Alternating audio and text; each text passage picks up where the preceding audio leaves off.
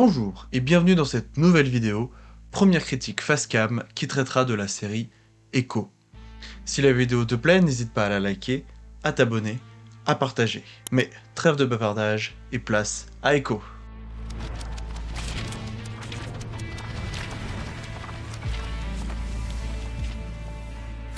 Action. Echo est une série Marvel centrée sur le personnage de Maya Lopez.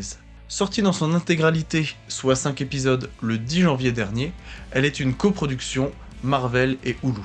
Cette série est canon, c'est-à-dire intégrée au MCU, bien qu'elle fasse partie du nouveau label Marvel Spotlight. Cette nouvelle branche proposera des histoires qui sont un petit peu indépendantes de l'univers principal, bien que étant intégrées dans cet univers. On pourra alors, en théorie, regarder ces séries sans forcément avoir vu l'intégralité des films et séries Marvel sortis précédemment. Au casting, on retrouve Alaka Cox, Vincent D'Onofrio, Devry Jacobs ou encore Chasky Spencer, pour ne citer que. Dans cette mini-série, le budget est d'environ 40 millions de dollars.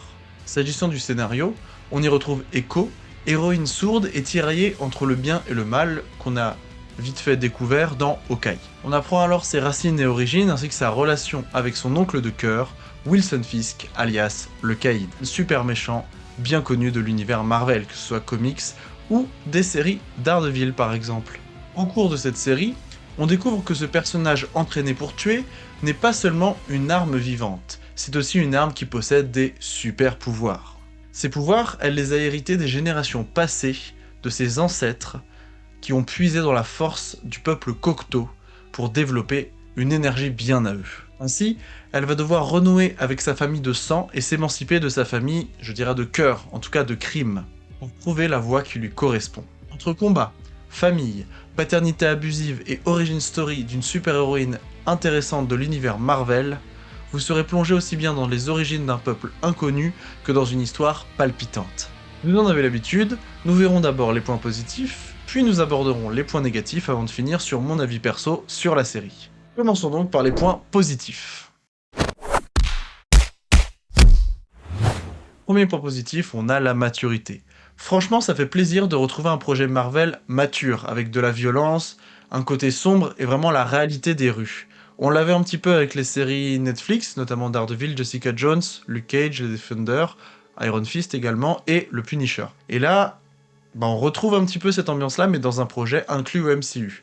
Alors, c'est plus compliqué que ça, car avec cette série, Marvel Studios nous annonce que les séries Netflix que j'ai parlé précédemment sont inclus elles aussi au MCU. Mais là, on a un vrai projet issu du MCU, car on a découvert Echo dans Hawkeye. Et ça fait vraiment plaisir. Nous y reviendrons d'ailleurs dans la partie future, car ça ouvre plusieurs possibilités, nous le verrons.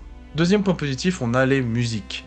En effet, entre tradition et modernité, on a des musiques qui accompagnent cette intrigue également sur les deux pans, de façon très chouette. On a donc des musiques traditionnelles quand elle reprend les racines de sa famille, qu'elle découvre le peuple Cocteau, que nous découvrons le peuple Cocteau, et dans des combats plus modernes, le combat contre le Caïd, qu'il soit psychologique ou même physique à la fin, on a des musiques plus modernes. La série est donc bien accompagnée par ses ambiances et surtout sa bande originale. Troisième point positif, on a les racines du personnage d'Echo. En effet, on a une série qui prend le parti pris de mettre en avant une minorité américaine. On a le peuple Cocteau, plutôt méconnu du grand public, personnellement je ne connaissais pas ce peuple, et ce qui est surtout très intéressant, c'est que Marvel Studios a directement fait appel aux représentants de ce peuple pour vraiment coller un maximum à la culture, à l'identité visuelle et à l'identité en général. Echo donc gagne un costume inspiré de tout le chemin parcouru, aussi bien par ce peuple que par sa famille fictive dans l'histoire, ce qui donne vraiment une identité chouette et innovante à la série. Quatrième et dernier gros point positif, on a la dynamique entre les personnages.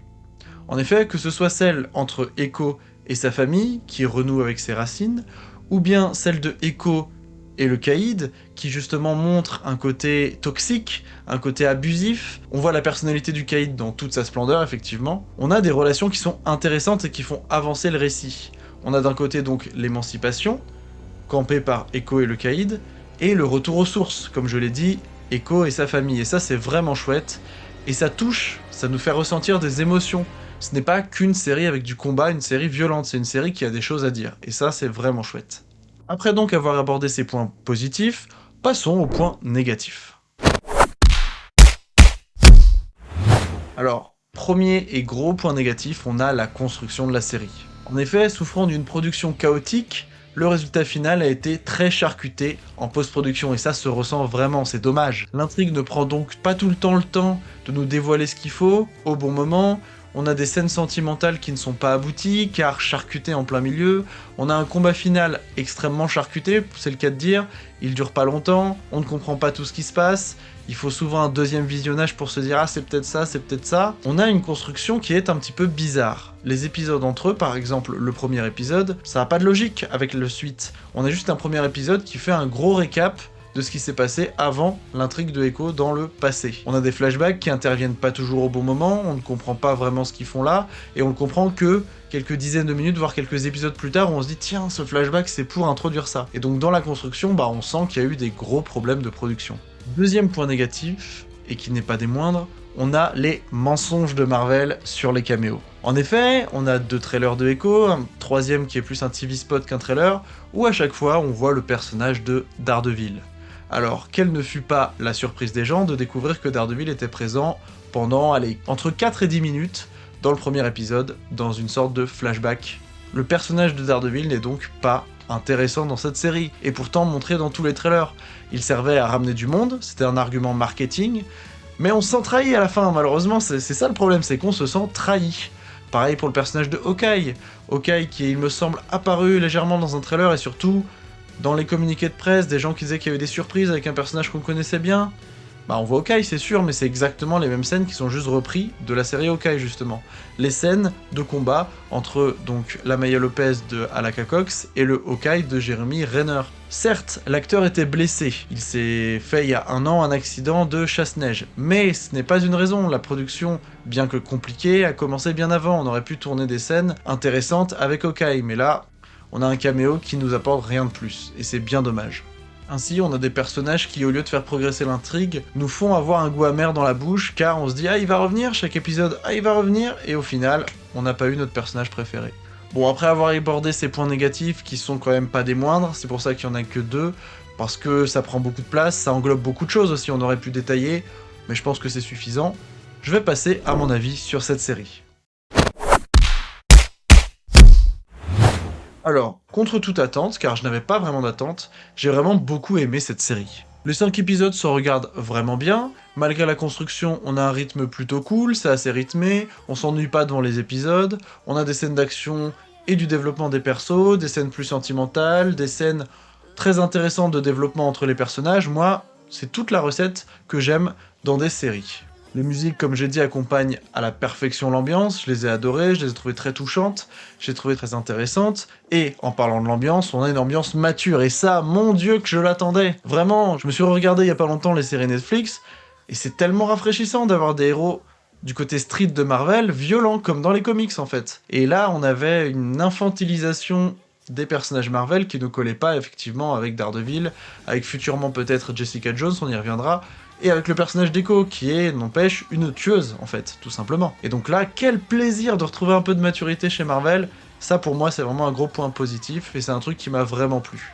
On avait également, et ça c'est important pour moi dans les films d'action, des combats très bien chorégraphiés. Ça a pas abusé de ralenti comme pourrait le faire Zack Snyder, mais on a quand même pu profiter de toute cette théâtralisation des combats. Au niveau des jauges de puissance, elles étaient bien mises en place, car Echo était agile, puissante, avec des pouvoirs magiques, psychiques, on sait pas vraiment. Ça, à ce niveau-là, c'est un petit peu un doute, sans doute dû au fait que ce soit charcuté à la production, mais en tout cas une jauge de puissance qui est très intéressante, car on a un Kingpin, donc un Caïd, joué par Vincent D'Onofrio à la perfection, de retour de Daredevil, ça on adore, qui est massif, qui est puissant, on ressent un danger, on sait que ça va mal se passer s'il s'énerve, il a des émotions faciales qui sont glaçantes, et ça apporte beaucoup à la balance des pouvoirs. Et ça, c'est vraiment un point positif qui m'a beaucoup plu, auquel je suis vraiment sensible, et ça c'est très bien réussi dans cette série. Le costume de Maria Lopez ne faisait pas trop caricatural, ne faisait pas trop plastique. Un petit clin d'œil à Madame Web qui sort cette année, où dans les premiers trailers on a pu découvrir des costumes qui ressemblaient à ceux d'un fan movie, mais c'est pas le sujet de cette vidéo. En tout cas, pour Maya Lopez, on a une tenue qui est sobre, qui fait référence au peuple Cocteau, qui montre toutes ces racines, qui montre tout ce chemin parcouru, ces générations de échos finalement, car on apprend que le terme écho qui donne son nom, c'est l'écho du passé en fait. Tous les pouvoirs et toutes les expériences des gens du passé qui résonnent comme un écho dans le personnage principal. Et donc je trouve que dans sa tenue, on le retrouve vraiment bien. Ensuite on a le casting, Vincent D'Onofrio en Caïd, on a Alaka Cox qui évolue au fur et à mesure des épisodes et qu'on voit s'ouvrir telle une fleur, et ça c'est vraiment chouette. On a des personnages secondaires qui sont à la fois drôles, à la fois intéressants, qui jouent très très bien. Au niveau du casting, ça se ressentait bien, donc vraiment un point positif là-dessus. S'agissant des autres personnages, malheureusement il faut en parler, parce que moi Daredevil c'est un de mes héros préférés, il était pas là. Et ça, franchement, c'est ma plus grosse déception. Hawkeye, à la limite, j'avais pas trop d'attente, même si je l'aime beaucoup, je me doutais que ça allait être un petit peu du réchauffé comme ça, de flashback, de il lui ouvre les yeux sur le caïd et tout ça, ça c'est normal. Mais par contre, Daredevil, oh, on le voit dans tous les trailers. Pourquoi? Pour 10 minutes en étant gentil, d'apparition à l'écran, une phrase. Une phrase. C'est déprimant. Ça m'a pas empêché d'aimer la série, comme je vous le dis, je l'ai beaucoup aimé. Mais bah, c'était dommage, ça m'a fait souffler fort. On va pas se mentir, ça m'a fait souffler fort. Et ça m'a donné par contre très envie de voir la suite. On y reviendra dans la partie future. Terminons par parler de la scène post-générique. Alors la scène post-générique hype énormément. Elle fait clairement une introduction pour Daredevil, on y reviendra encore une fois dans la partie future. Mais quel plaisir de voir le Caïd un peu déstabilisé psychologiquement par l'attaque psychique ou psychologique, on ne sait pas vraiment comme je le disais, de Echo qui lui fait revivre un moment traumatisant en lui disant non, change, et lui non, on voit que c'est vraiment un traumatisme qui l'a marqué, ou même des pouvoirs psychiques ne peuvent pas le faire changer d'avis. Ça montre un personnage borné, un personnage qui sait ce qu'il veut, un personnage qui veut surpasser son père et qui est marqué par ça. Et ça franchement c'est un super point positif, c'est d'avoir gardé l'essence du personnage du Caïd. Et moi j'avais peur quand je l'ai vu, à commencer à lui manipuler le cerveau, à lui faire venir, je me suis dit non, ils vont pas le rendre gentil en mode oui tu as raison, fallait pas tuer mon père, non. Non, il y est rentré, et malgré des pouvoirs, il reste le même. Et ça, c'est super chouette. Et en scène post-générique, du coup, on voit qu'il veut tout simplement devenir maire de New York. Et ça suit les comics, et c'est super. On va avoir un côté street de Marvel super développé. On y reviendra dans le futur, les personnages qui peuvent arriver, mais franchement, cette scène post-générique m'a vraiment convaincu et m'a donné très envie de voir la suite.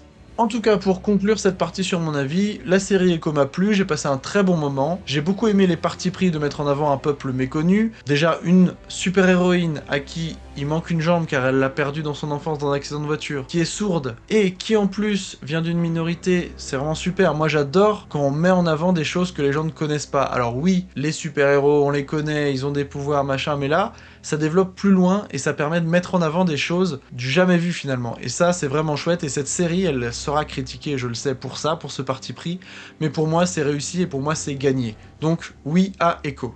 Pour cette mini-série de Disney Plus Marvel et de Hulu, je donnerai la note de 7,5 sur 10. Note qui est encourageante, qui est même une très bonne note, mais qui aura perdu quelques points à cause de la construction et de tous les sentiments qu'on aura eu qu'à moitié ou pas eu à cause du fait que ce soit rapide. Et puis, bon, de Daredevil, mais ça je pense que vous l'avez compris.